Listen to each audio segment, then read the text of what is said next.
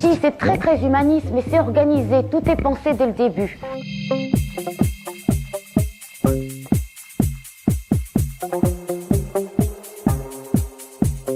Si vous voulez, quand il y a un enfant qui naît, on regarde son potentiel et on le suit pendant quelques années.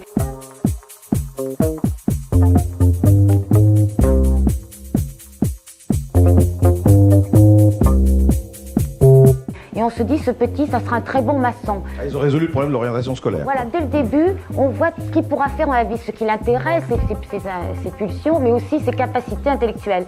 Donc il va faire toute sa vie ce pourquoi il est fait. Et il sera à la bonne place dans la société.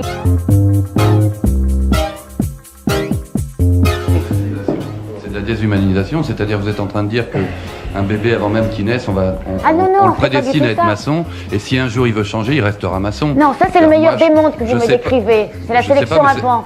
C'est après. C'est exactement ce que vous venez de dire. Non, vous avez dit, pas du tout. Vous avez dit, après la naissance, si un enfant est jugé apte à être maçon, pendant plusieurs années, on va le suivre et il sera maçon. S'il est apte à être médecin, il sera médecin. Voilà. C'est exactement ce que vous avez dit. Après la naissance. Donc je répète ce que vous avez dit. Moi, j'appelle ça de la déshumanisation, ou alors en tout cas de l'intérêt collectif à outrance. Oui, c'est ça, c'est de l'intérêt collectif à outrance. De manière déshumanisation, ce ne sont pas des êtres humains. Alors, oui.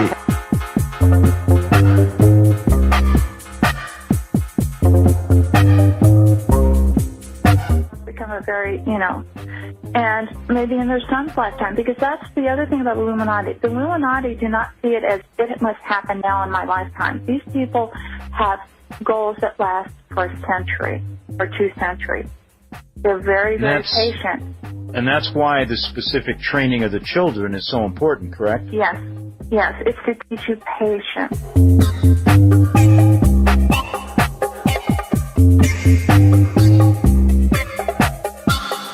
Everyone knows growing up in the group, they know that we may not see the coming order disclosed or open or revealed in our lifetime, but our children or our grandchildren may. So they will spend their entire life trying to bring about the goals of the organization. Incredible. So now you're in the mid-level, and I can see now where they use this programming techniques, the different mind control techniques. Yeah. We had a minute before the break, just kind of what our interest about how you, what your specific role was. Well, they did a lot of what you might call human experimentation, and they had a lot of research protocols going on. So one thing I did was to supervise the research going on. I was teaching the younger trainers and head trainers how to do things more efficiently, how to do their job well, but also reviewing their research reports for errors or problems.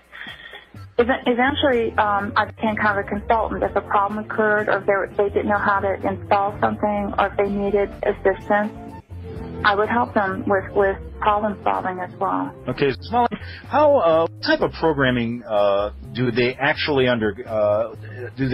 teach you, and how do you learn these different techniques?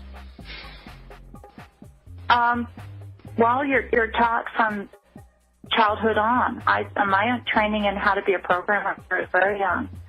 I was mentored by another programmer at the age of 5 by a doctor at George Washington University, and he not only did he do the programming on me, but he also taught me how to do it to others. The types of programming, again, that could be a whole 10-hour segment to go into depth. Just briefly, from the time a child's an infant, all through their life, basically, they're tested, they're profiled. The trainers can create a psychological profile, and then they update it frequently. And basically, they're trying to install in the child the ability to obey, loyalty to the group, and the ability to do their job within the group. Now, those jobs vary in complexity. I mean, you may have, on one side, a child trained to be a prostitute. On the other end, you may have a child trained to become a governmental figure, which is a lot more complex programming. But as long as the loyalty to the group is instilled first, and that's the first and foremost programming always installed, then no matter what their eventual role is, they will remain loyal, and that becomes their first loyalty. Whatever nation, whatever their public role in life is, their first and foremost loyalty will be to the group and to serve its goals. Whether they know, a lot of times the goal there too is to be able to help the child create that complete division between their day role and their night role. Again, I mean, the first and foremost, though, is they want to instill loyalty, and they want to discourage people from questioning orders. They really don't want you questioning that, and they want you to obey their directives. And should people show signs of not doing that, then they go in for tips. Actually, people are being programmed all through their life. We used to call them tune-ups, and it's a lifelong process for members of the group. Let's say that you're a soldier in a war, and this has been going on for thousands of years to soldiers in wars. Let's say your buddy, for instance, has his arm blown off and his guts are blown out, and it's a horrible sight. The mind protects itself, and if you look at it on a timeline, and at this point in time is that trauma, if the trauma is severe enough, what the mind does to protect itself, it builds amnesia walls around that trauma. Well, the Illuminati learned this a long time ago, and so what they do is they compartmentalize the mind. They take a small child and they just traumatize the heck out of it and split the mind and build all these amnesia walls between all these traumas. The worse the trauma, the better, because the better the trauma wall. So the most horrendous traumas you can possibly imagine are the ones that they want to use. When you've splintered the mind up into many pieces of disassociated pieces, then you can go in and pull that piece up to the front of the mind, and you can construct out of that piece of memory whatever you want out of it. Now, you remember that some people have said that the human mind is like a huge computer, and if you got all the computers of the world together, in some ways your mind would excel. You would be all of the computers in the world. You've got a fantastic computer here. Well, you know how a computer can section off memory. You know when you turn on your computer, if you need to reboot it, it reboots out of memory that you can't get to. In order to make a functioning computer, the big hurdle that they had to jump over was to be able to create memory that you couldn't access. Well, that's what they're doing with the mind. They're splintering up your memory into thousands of little pieces. My co-author on a couple books on the mind control, her mind was split 30,000 ways. Now, you take those pieces of the mind, yeah, tremendous amount of trauma. Think of the amount of trauma it takes to split the mind and then multiply that times 30,000 times. Tremendous amount of trauma all through these people's lives. So you take that piece and you can make that piece of the mind into anything you want. Now let's say they take one piece and they show it films, and through the programming they make it into a particular personality. Well, what they want to do is they want to make the most perfect front for their slave possible. And so they will test a slave, they will test a victim that they're going to make into a mind-controlled puppet. They'll test them when they're a small child. And I go into the techniques in the book as to how they can test as to what your abilities are. They use EKG tests, and they know how to determine what your abilities are as a small child as to when you would grow up. So they plan out your life ahead of time. They say, this one will be a doctor, this one will be a lawyer, this one will be a scientist working on rockets, this one will be this one will be that, okay? And depending on what they're wanting you for will determine the type of programming they give you. So it's very systematic, and because the movers and shakers of the world have all of the resources, basically, they can move these people into whatever field they decide for them, so they become the top of their field. Now, their front personalities are very legitimate, sincere people. They don't know about the Dr. Jekyll, Mr. Hyde effect. J'ai croisé des gendarmes dans des moments particulièrement difficiles aussi, et j'ai eu d'excellentes surprises, dont je ne peux pas non plus parler. Mais donc tout n'est pas pourri, entre guillemets. Il y a en fait beaucoup d'espoir, parce qu'à l'heure actuelle, où tous les postes clés ne sont pas encore tenus par des MK Ultra, je vais revenir un peu là-dessus, toute la petite élite sociétale n'est pas encore tenue par ces malades mentaux. Il y a encore des êtres humains dans le camp des forces de l'ordre et des forces armées, et il faut mettre toute notre énergie en leur direction.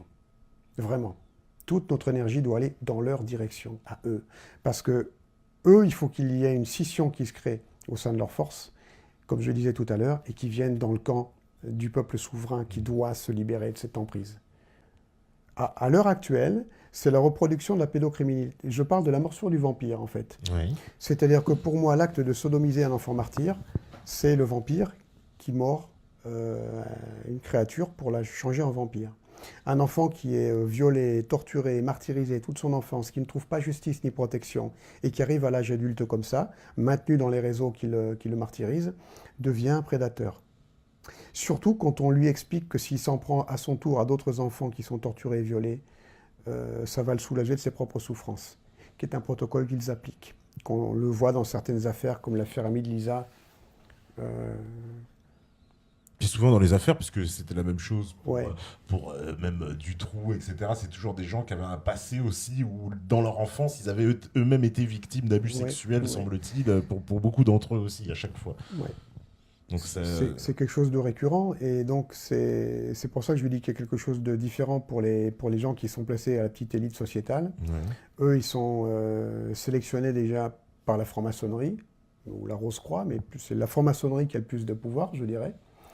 Et il faut savoir que dans la franc-maçonnerie, pour prendre du grade, tu passes des rituels. Alors cette petite pyramide, elle est à superposer avec la pyramide de ta carrière. Tu veux monter en grade, eh ben, il faut que dans la loge dont tu fais partie, tu passes des rituels. Et plus tu es avide de pouvoir et de réussite, ben, plus tu vas demander à passer de grade, et tu vas être happé dans des rituels sataniques. Et les premières pratiques sont donc le viol collectif d'enfants. Après, avec la mise à mort, etc. Ce qui fait que tu as des personnes complètement dégénérées qui arrivent à la tête des institutions, et qu'en plus, ces gens-là, après, ils amènent leurs propres enfants dès le bas âge, dans des réunions de ce genre, dans des rituels de ce genre, pour en faire la future élite sociétale. Et ça, c'est quelque chose que les gens ne comprennent pas encore à l'heure actuelle. C'est-à-dire que ce qu'on a vu tous les deux quand on enquêtait, on a fait aussi beaucoup de recherches et des enquêtes qu'on n'a pas encore tout sorti, c'est qu'il y a un protocole où on voit qu'il y a deux types de victimes, d'enfants victimes. Il y a ceux qui sont des enfants défavorisés, des enfants enlevés, des enfants nés sous X de viol, qui servent de matière première pour l'initiation à d'autres enfants. C'est-à-dire que tu as des enfants qui sont amenés par un papa franc-maçon, par une ordure de géniteur franc-maçon dans ces soirées, et d'autres enfants qui sortent de cage et qui sont mis là pour amener, par exemple, l'enfant de l'élite à finir par ouvrir le ventre du malheureux enfant qui a été violé collectivement et torturé par tout le monde. Pourquoi ? Parce que ça va créer la fragmentation de personnalité, ou cloisonnement, comme dit plutôt Jeannette, de personnalité. Ça, c'est les fameux procédés donc, de mind control. Ouais. On casse la personnalité d'une personne, une espèce de dédoublement qui se forme sur la personne. Et on observe effectivement que ceux qui ont subi ces abus-là les reproduisent en fait. Il y a beaucoup de chances qu'ils les reproduisent à l'âge adulte. Hein. C'est quasiment sûr en réalité. Parce que s'ils grandissent, s'ils passent toute leur enfance dans de telles conditions, ils sont formatés pour ça.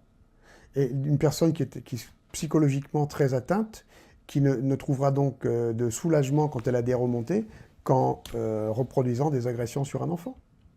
Parce que dans la mémoire de la petite enfance, il y a « Ah oui, j'ai été violé, j'ai été torturé et les violences ont cessé que quand j'ai accepté de prendre le couteau et que j'ai égorgé un autre enfant. » Tu imagines les monstres qu'on met sur le marché. Voilà. Donc c'est pour ça qu'à l'heure actuelle, toute la petite élite sociétale, toutes les places sont en train d'être prises par ces monstres, suivant ces protocoles formels qui d'ailleurs trouvent leur réelle origine à Auschwitz.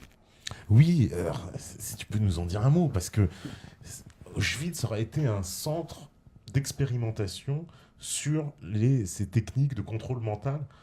C'est-à-dire, on sait que il y avait le fameux docteur Mengele qui a participé à pas mal d'expérimentations sur ça.